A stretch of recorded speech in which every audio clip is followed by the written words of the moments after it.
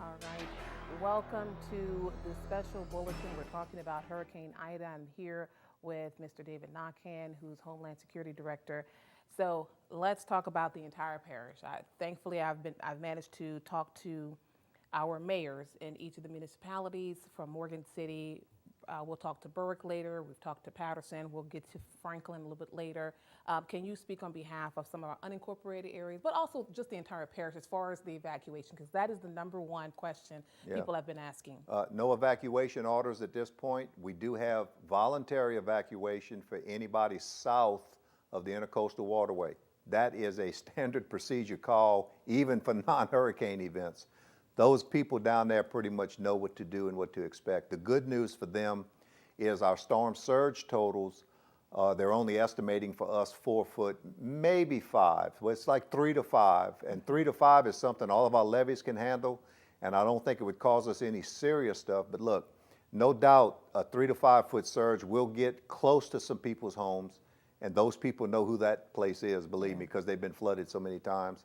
And so we would tell them to be a little bit more mindful. But if it stays on the current track, that's the storm surge we're going to get. And of course, the evacuations are mainly centered around how much storm surge we're going to get into potential to flood, because that's a pretty hard thing to get away from. So now the evacuation is based on strictly wind speeds. So what wind speeds are we going to get? Now, obviously, this thing is going to hit with 120 mile, maybe 130 mile an hour winds. Heck, it could be higher, Danica, because this thing has blown up this morning. I mean, it went from 0 to 60. Yes. It was nothing, and now it's this big, huge bad boy growing. I will say this, the forward motion has maintained between 16 and 17 miles an hour. Do the math. It's not going to take long for it to get here, okay? Right. It'll be here sometime during the day Sunday. We expect the coastline to start getting it Sunday morning around daybreak. So you got to figure a few hours, and then boom, it'll be here. So that's kind of changed a little bit, because we've heard maybe Saturday night. So well, it could be, okay. Yeah, because maybe feeling some effects. Yeah, and you know the hard part is the rain we get today has nothing to do with the hurricane. Wow. So that 2 inches we getting every afternoon, we're going to get those 7 inches dumped on top of that come Sunday during the day and probably into Monday. So that to me is where I think our biggest threat lies, besides the fact that any one of these storms, any one of these rain bands could produce a tornado. You can't predict that, and then if that hits, then you're gonna have some problems. So I don't want to create panic. I think by coming forward and giving all Sure. this information, you don't want to create panic. You want people to be prepared and not panicked. But we're saying voluntary evacuation, but what about those individuals who say, well, I want to leave, but I have no way to leave. Or I don't know where to go, what to do. Will we have any alternatives for individuals who would like to leave, but don't know how or can't? We cannot set up a shelter unless we have a mandatory evacuation. Now, we did do the declaration of emergency and disaster that parish president filed this morning. I'm pretty sure all the municipalities followed. I think they did around noon or so. So we got all that in place that we need in the event we have to have a shelter established somewhere.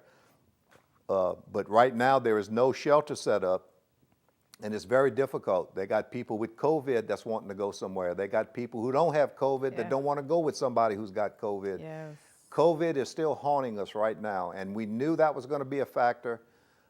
It was a factor for Lake Charles and Cameron last year with Hurricane Laura, and we tried to listen and learn from them, but we're not even close to being in a good posture for those people that there's just no real answer for them right now.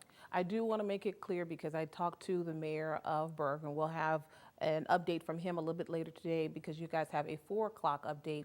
He did mention that the Civic Center will be open to individuals who are on breathing machines in case the power goes out. We have a power outage, and individuals who are on breathing machines, ventilators, will need access to outlets, to electrical outlets. Right. What they had asked for, we actually have 2 places set up that if you have the oxygen concentrator, that's the little things you wear on your belt that produces oxygen.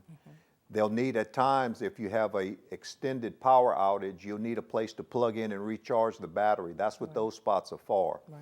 And we also have set up an oxygen bottle exchange place. The Morgan City Fire Department has agreed, if you're on oxygen and you have a bottle and you run short, don't go to the hospital, don't go to the ERs, go to the Morgan City Fire Department, and you can exchange your bottle for a full bottle.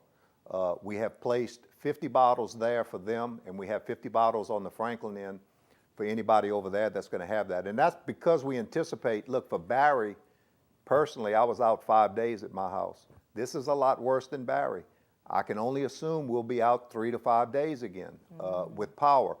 Definitely we're going to have that problem, I can tell you. So, and we would ask people that, and this is what we basically told them today, if you're nervous and you're scared, just go ahead and leave. There's no need in staying if you don't think you can manage yourself for 3 days without power. Now, we thought we could manage 3 days without power, but when it got to 5 days, it was a little hard to manage, That's okay? right. So it's not that easy.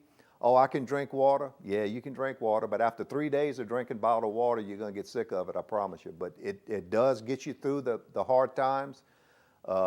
And again, that to me, the power outages is going to be a problem, and I really feel comfortable saying that the storm surge is not going to be a major factor. It's going to be around, but it's not going to be a major factor. Now, our friends to the east, Terrebonne, Golden Meadow, Galliana, Grand Isle, yeah, they're going to catch the brunt of this one, I'm afraid, on the tidal surge side. And we certainly believe it could have effects all the way up into New Orleans very, very easily on this one. So Morgan City Fire Department, what's the location on the? It's the one on west end? Victor 2. I don't know the correct address. Oh, no, in Franklin. There's Oh, the another- Franklin would be the Franklin Fire Station right there by City Court and the police station. Okay, so their fire department in Yeah, Franklin. the fire department in Franklin, Okay. yes. That's where we plan on setting everything up right now.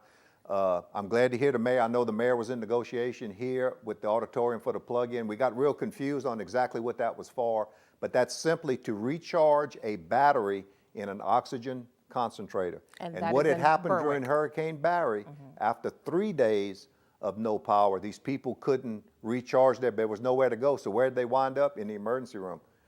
We can't do that this time. The emergency room is full. Yeah. They're in trouble.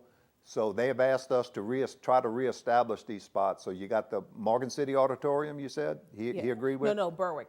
Berwick Civic Center. Well, I Berwick did Civic talk to Center. Duval. Duval is Okay. going to set that up for us. Yes. So, and that's post-storm now, not during the storm. It's all post-storm Right. is when we're going to set that up. That was my delivery a little while ago. We delivered Okay. some water and some MREs to them in case we have that. We have a few basic ideas of what we want to do post-hurricane, but we don't want to really announce that because we don't want people to rely on it. You know, I want you to leave. I mean, I think that if you have any nervousness, any scaredness, any doubt in your mind, please just go. That is your best bet. You can get back in town. We're not going to stop you from coming back in town. But the roads are full right now, I'm gonna tell you. So I would say let's don't wait. And you see the lines at the gas station. Oh, It's yes. very bad. Yes. We've had a few calls of gas shortages, but nothing critical yet. But the gas shortage places claim they have gas coming. It's just that everybody got hit at one time. So I don't think it's going to be a major issue. It's going to be a little inconvenience because you might have to wait a little while, but you'll be able to get your gas and do what you got to do. And your time is precious. I know. I just want to see if I can get all these questions Sure, come asked. on, yeah. Locks and our gates, everything closed now, or will it be closed tomorrow? The plan, they have already closed a portion of the areas in Franklin, on the Franklin end that have issues, obviously. We have ordered some extra pumps for the city for the Walnut Street Drainage Canal. They're going to pump that down. And we've ordered a couple of generators for some of the sewer lift stations that were having issues. I think we got that covered. And then, of course, on the Franklin side, we're going to have the Hanson Canal will be closed, the Franklin Canal will be closed, and the Tesh project will also close. Now, we got to watch the timing on that because if we get a 7-inch rain dumped on the inside, we want to make sure it's going to drain out as well. So it's kind of a double-edged sword, so to speak. We are going to close them if the tidal surge becomes an issue, but we're also going to have an opportunity to leave them open so they can drain back out because those areas basically don't have pumps. Right. I mean, they got pumps close, but not good enough to handle what we think we might get with a 7-inch rain. I mean, especially on top of what we're getting every day right now. So. And that's the scary Yeah, part. that's the scary part. And while I have everyone's attention, school will be closed on Monday. That goes for our public, parochial, and also our charter school. Everyone is closed on Monday, so we'll reassess that when time is due. Yes, the timing again is midday Saturday through Saturday night. But I'm going to tell you by Monday morning, it's going to be up in Mississippi. But it's good that they closed because we just don't have to worry about that now. And you're going to be able to now go assess your damages in your places and just different things. So I think that was absolutely the perfect thing to do. Okay. So. Last question for you. As with these hurricanes, they're always uncertain. But are you pretty certain? No more shifting? It's really... I'm not certain about anything with a hurricane, I can tell you. No, I feel comfortable that what they're telling me on their track will hold. But again, 25 miles east, 25 miles west makes a huge, huge. When we are right on the cusp right here for the Morgan City, Amelia area. And I really think Franklin's going to be fine. We're all going to get rain. We're all going to get some wind. We're going to get enough wind to knock your power out. And but I really think we're going to be better off than our friends in Terrebonne and Lafourche Parish. They're going to really catch it. St. Bernard Parish is going to catch it as well. But again, it's still early to tell the exact location, but y'all got to remember now this thing is moving at 18 miles an hour, 17 miles an hour. It's not going to take long. I mean, this is Friday afternoon. We're talking about another day and a little bit, and it's going to be here. So. All right, thank you so much. Board up your house. Really appreciate your time. Sure, sure. As you were sitting here, your phone's going off, so I know you have probably some other deliveries and you have another meeting to get to. So again, thank you very much. And this is being aired on our TV station as well as online on YouTube and also on Facebook. Thank y'all for the information you put out. Y'all do a great job, so we appreciate that. All Yes, right, people need to know. Yes, ma'am. Thank you very much. All right, and that's all the time we'll have. Well, just keep it locked right here on KWBJ.